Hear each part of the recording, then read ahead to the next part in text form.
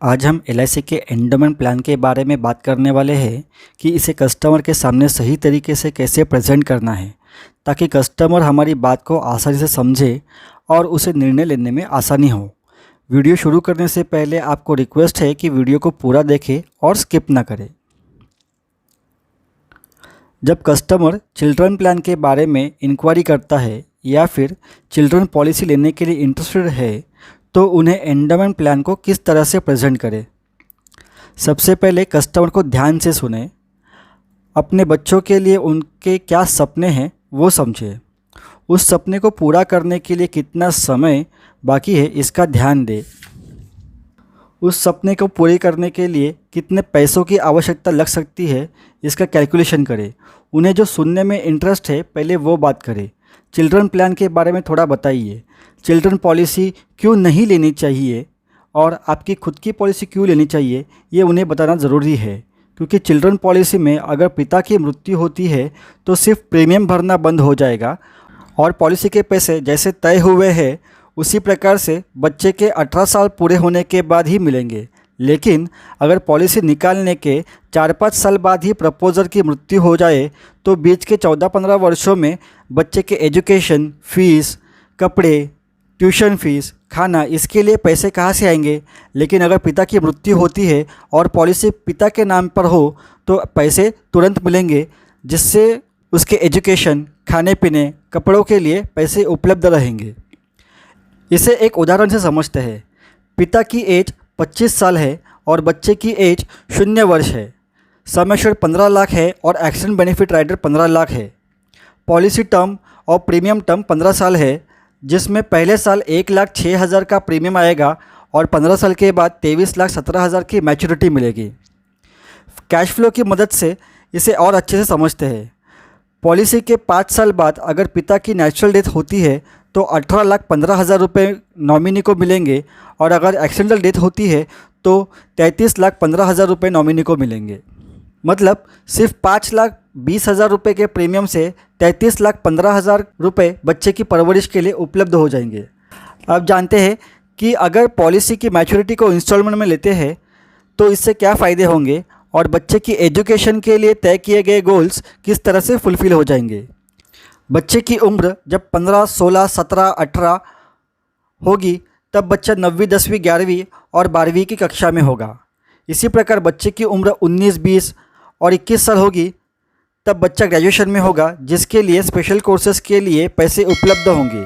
और 22, 23, 24 और 25 साल की उम्र में बच्चे की हायर एजुकेशन के लिए या फिर स्पेशलाइजेशन करने के लिए पैसे उपलब्ध होंगे, जिसके लिए पिता को कहीं से भी कर्ज लेना नहीं पड़ेगा या फिर एजुकेशन लोन के बिना बच्चे का हायर एजुकेशन पूरा हो जाएगा। इस उदाहरण को बताने के बाद भी अगर कस्टमर बच्चे के नाम पर पॉलिसी निकालने पर जोर देता है तो हमें एंडोमेंट प्लान में प्रीमियम वेवर बेनिफिट को ऐड करना है, जिसमें बच्चे की मिनिमम मैच्योरिटी एज 20 साल होनी ज़रूरी है।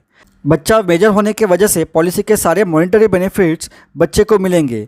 एक साथ पूरे पैसे बच्चे को ना मिले और पैसे का सही इस्तेमाल होने के लिए मैच्योरिटी अमाउंट को 5 या 10 साल के इंस्टॉलमेंट में लेने का सुझाव दे ताकि एक साथ उसे सारे पैसे ना मिले। ये बताने के बाद पॉलिसी को एब्सोल्यूट असाइनमेंट करें, जिसमें असाइनी खुद पिता हो या फिर बच्चे की माँ हो, जिससे पैसे का पूरा कंट्रोल माँ या पिता के पास होगा और पैसे का सही इस्तेमाल बच्चे के आगे की पढ़ाई के लिए हो सकता है। इसे एक उदाहरण से समझते हैं। पिता की एज 35 साल है और बच्चे की एज 8 साल है। सम एश्योर्ड है 15 लाख और प्रीमियम वेरी बेनिफिट को पॉलिसी में ऐड किया है। पहले साल का प्रीमियम 1,36,000 आएगा और 12 साल के बाद 21,30,000 रुपये की मैच्योरिटी मिलेगी और मैच्योरिटी को 5 हिस्सों में लेंगे और पॉलिसी माँ के नाम पर असाइन होगी। कैश फ्लो की मदद से इसे और अच्छे से समझते हैं। पॉलिसी निकालने के 5 साल बाद अगर पिता की मृत्यु होती है तो आगे के 7 साल के प्रीमियम माफ़ हो जाएंगे और बच्चे के 20वें साल से 24वें साल तक हर साल 4,71,000 रुपये माँ को मिलेंगे, जिसका उपयोग बच्चे की हायर एजुकेशन के लिए किया जा सकेगा। अब हम समझेंगे कि एंडोमेंट प्लान से बच्चों के शादी की प्लानिंग कैसे कर सकते हैं, इस बारे में देखते हैं। अपने बेटे की या बेटी की शादी किस उम्र में करने की प्लानिंग पिता ने या माँ ने सोची है वो हमें सबसे पहले जानना होगा। कितने पैसे हर साल या हर महीने वो बचाने वाले हैं, उनकी आज की बचत के ऊपर आधार रहेगा। कितने धूमधाम से इस शादी को कराने का सपना उन्होंने देखा है। आज की तारीख से आपको यह अंदाज़ा लगाना है कि जब बच्चों की शादी होगी तब महंगाई कितनी होगी और उसके हिसाब से जिस तरह की शादी का सपना उन्होंने देखा है उसके लिए कितने पैसों की आवश्यकता होगी। इसे एक उदाहरण से समझते हैं। पिता की एज 35 साल है और बच्चे की एज 3 साल है। सम एश्योर्ड 20 लाख है और एक्सेल बेनिफिट राइडर 20 लाख है। पॉलिसी टर्म और प्रीमियम टर्म 25 साल है, जिसमें पहले साल 81,000 रुपये का प्रीमियम आएगा और 25 साल के बाद 51,50,000 की मैच्योरिटी मिलेगी। कैश फ्लो की मदद से और अच्छे से समझते हैं। अगर पिता की 10 साल बाद मृत्यु होती है तो नेचुरल डेथ में 30 लाख रुपए और एक्सीडेंटल डेथ में 50 लाख रुपए मिलेंगे। मतलब अगर पिता के होते हुए भी मैच्योरिटी में 51 लाख रुपए इकट्ठा होंगे और मृत्यु के होने पर भी 50 लाख रुपए बच्चे के माँ के पास होंगे, जिससे अपने बच्चे के शादी का जो सपना माता पिता ने देखा है उसी तरीके से शादी हो सकेगी। अब बात करते हैं रिटायरमेंट प्लानिंग की। SWP इसका मतलब है सिस्टमैटिक विड्रॉवल प्लानिंग। योजनबद्ध तरीके से पैसे को समय समय पर निकालने का तरीके को सिस्टमैटिक विड्रॉवल प्लानिंग कहते हैं। इस सुविधा में आपके खाते में हर महीने की पहली तारीख को पैसे डिपॉजिट होते हैं। यह पॉसिबल है। मैच्योरिटी अमाउंट को मंथली इंस्टॉलमेंट में लेकर आप रिटायरमेंट प्लानिंग कर सकते हैं और यह सुविधा पूरी तरह से नॉन टैक्सेबल होगी। इसे एक उदाहरण से समझते हैं। पॉलिसी होल्डर की एज 40 साल है और सम एश्योर्ड 40 लाख है। पॉलिसी टर्म और प्रीमियम पेइंग टर्म 21 साल है और पॉलिसी की मैच्योरिटी 15 साल के लिए हर महीने इंस्टॉलमेंट में होगी। 66,666 रुपये जो उनके 61 साल की उम्र से हर महीने मिलेंगे। ये जो राशि है ये हैप्पी रिटायरमेंट लाइफ के लिए पर्याप्त है और ये बहुत ही आसान तरीका है अपने रिटायरमेंट की प्लानिंग करने के लिए।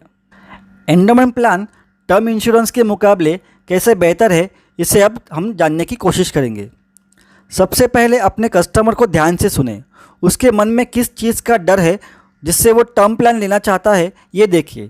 क्या कस्टमर का कोई कर्जा है, यह जानने की कोशिश करें। टर्म इंश्योरेंस के फैक्ट्स क्या है वो बताइए। जैसे कि टर्म पॉलिसी में सिर्फ मरने पर पैसे मिलेंगे। जब कभी फाइनेंशियल अड़चनें आएंगी तब सबसे पहले टर्म प्लान बंद हो जाएगा ताकि पैसे की बचत को बढ़ाया जा सके। जब भी अतिरिक्त पैसों की ज़रूरत होगी तब टर्म प्लान से आप पैसे नहीं जोड़ सकेंगे, जबकि एंडोमेंट प्लान से वो आप कर सकते हैं, लोन लेकर या सरेंडर करके। क्या टीवी पर आने वाले विज्ञापन से प्रभावित होकर या फिर अपने ऑफिस कलीग ने टर्म प्लान करवाया है, इसके लिए आप भी टर्म प्लान करवाना चाहते हैं? टर्म इंश्योरेंस खरीदने का मतलब क्या आप चाहते हो कि आप अपने मरने के बाद इंश्योरेंस के पैसे से अपने फैमिली की देखभाल करना चाहते हो या ज़िंदा रहकर अपनी फैमिली को आनंद देना चाहते हो? और अगर टर्म इंश्योरेंस पॉलिसी लेनी है तो 1 करोड़ की क्यों लेनी है, 2-3 करोड़ की लेनी चाहिए, ताकि आपके जाने के बाद आपकी फैमिली आपको हमेशा याद रखेगी। ऐसा ना हो home loan, car loan, education के लोन के लिए बैंक वाले आपके घर से 60-70 लाख रुपए ले जाए तो आपके फैमिली के लिए क्या बचेगा? और अगर आपके ऊपर से कोई बड़ी लाइबिलिटी हो तो पॉलिसी एब्सोल्यूट असाइन करें, जिससे बैंक वाले उस पॉलिसी को लाइबिलिटी के अगेंस्ट अटैच कर ना सके। इसे एक उदाहरण से समझते हैं। 25 साल के व्यक्ति का 25 लाख का सम एश्योर्ड है जिसकी पॉलिसी टर्म 35 साल की होगी। डेथ एक्सीडेंट बेनिफिट और टर्म इंश्योरेंस के साथ फर्स्ट ईयर प्रीमियम होगा 75,000 रुपये और मैच्योरिटी होगी 1 करोड़ 21 लाख रुपये। कैश फ्लो की मदद से इसे और अच्छे से समझते हैं। 25 साल की उम्र में पहला प्रीमियम भरने के बाद अगर नेचुरल डेथ होती है तो 51,12,000 रुपये का इंश्योरेंस मूल्य नॉमिनी को मिलेगा और अगर एक्सीडेंटल डेथ होती है तो 76,12,000 रुपये इंश्योरेंस का मूल्य नॉमिनी को मिलेगा। अगर इसकी तुलना टर्म इंश्योरेंस से करें तो लगभग यही बेनिफिट मिलेगा। 25 साल के बाद वही प्रीमियम की अमाउंट भरने पर नेचुरल डेथ में 93 लाख रुपए का इंश्योरेंस मूल्य नॉमिनी को मिलेगा और एक्सीडेंटल डेथ में 1 करोड़ 18 लाख का मूल्य नॉमिनी को मिलेगा। यहाँ पर अगर गौर करें तो जैसे जैसे उम्र बढ़ती है इंश्योरेंस का मूल्य बढ़ता है, जबकि यह चीज़ टर्म इंश्योरेंस प्लान में नहीं होती है। पॉलिसी के 35वें साल में नेचुरल डेथ का मूल्य लगभग 1.5 करोड़ है और एक्सीडेंटल डेथ का मूल्य लगभग 1.25 करोड़ है। इसी एंडोमेंट प्लान के चलते 60वें साल से अगर 15 साल के इंस्टॉलमेंट में मैच्योरिटी लेते हैं तो हर साल 11,40,000 रुपये मिलेंगे और अगर मरेंगे तो पैसे नॉमिनी को मिलेंगे और ज़िंदा रहने पर पैसा आपको मिलेगा। ये सब बताने के बाद कस्टमर को एक प्रश्न ज़रूर पूछे कि अब भी आपको लगता है कि टर्म प्लान फ़ायदे का सौदा है या एंडोमेंट प्लान फ़ायदे का सौदा है। 99% लोग एंडोमेंट को फ़ायदे का सौदा बताएंगे और आपको अच्छे प्रीमियम की एक पॉलिसी मिल जाएगी जिससे आप MDRT कर सकोगे। हमने अब तक जिन उदाहरणों की बात की, इसका केवल एक ही उद्देश्य है कि कस्टमर के साथ आप जब भी बात करें तो उन्हें अच्छा सुझाव और अच्छी एडवाइस दें जिससे उन्हें डिसीजन लेने में आसानी हो। और यह सलाह आपके तरफ से जब आएगी तो कस्टमर के साथ आपका रिलेशन अच्छा बनेगा और लंबे समय तक चलेगा। इन तरीक़ों से आपकी मार्केट में एक अच्छी और पॉजिटिव इमेज बनेगी जिसका फ़ायदा आपको आपके एजेंसी प्रोफेशन को और अच्छे से बढ़ाने में मदद मिलेगी।